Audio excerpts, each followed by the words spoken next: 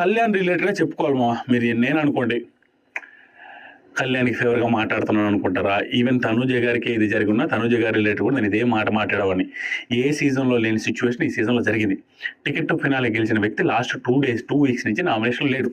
And ఏ సీజన్లో కూడా ఇంత టైట్గా విన్నర్ అండ్ రన్నర్ సిచ్యువేషన్ లేదు. అండ్ ఏ సీజన్లో కూడా విన్నర్ అండ్ రన్నర్ సిచ్యువేషన్ టైట్గా ఉండి ఇద్దరు ఇంత క్లోజ్గా ఉన్నది ఏ సిచ్యువేషన్లో ఏ సీజన్లో జరగలేదు.